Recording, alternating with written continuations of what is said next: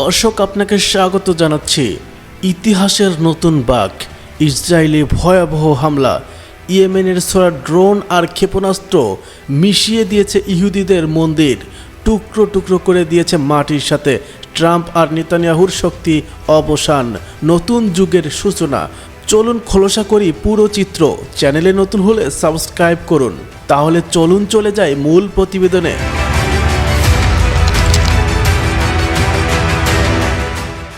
সম্প্রতি ইয়েমেনের হুথি আন্দোলন ঘোষণা দেয় ইসরায়েল আমাদের নতুন টার্গেট, এবং কয়েক ঘন্টার মধ্যেই তারা চালায় ইতিহাসের অন্যতম ভয়ঙ্কর ড্রোন ও ক্ষেপণাস্ত্র হামলা। লক্ষ্য ইসরায়েলের পবিত্র স্থান, ধর্মীয় স্থাপনা এবং সামরিক ঘাঁটি। তেল আবিব থেকে জেরুজালেম বিস্ফোরণের শব্দে কাঁপে পুরো দেশ, বিশেষ করে একটি গুরুত্বপূর্ণ ইহুদি মন্দির যেটি ছিল ধর্মীয় ঐতিহ্যের প্রতীক সম্পূর্ণ ধ্বংসস্তূপে পরিণত হয়।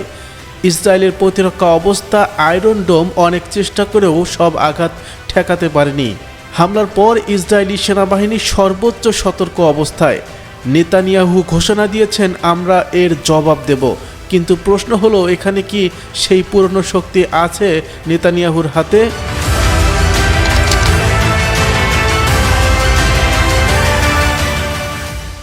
স্মরণ করুন, আমেরিকার প্রেসিডেন্ট ডোনাল্ড ট্রাম্প ছিলেন ইসরায়েলের সবচেয়ে বড় বন্ধু। ইসরায়েলের রাজধানী হিসেবে জেরুজালেম স্বীকৃতি দিয়েছিল তিনি। কিন্তু আজ ট্রাম্প নিজেই রাজনৈতিক সংকটে, একাধিক মামলায় জর্জরিত। আগামী নির্বাচনে ভবিষ্যৎ অনিশ্চিত। ট্রাম্প আর নেতানিয়াহুর যুগ কি তাহলে শেষ হয়ে যাচ্ছে? বিশ্লেষকরা বলছেন, এই হামলা শুধু ইয়েমেনের আক্রোশ নয়, এর পেছনে রয়েছে বৃহত্তর সামরিক সমীকরণ। ইরান, লেবাননের হিজবুল্লাহ, এমনকি কিছু আরব রাষ্ট্র এখন ইসরায়েল বিরোধী সুরে কথা বলছে।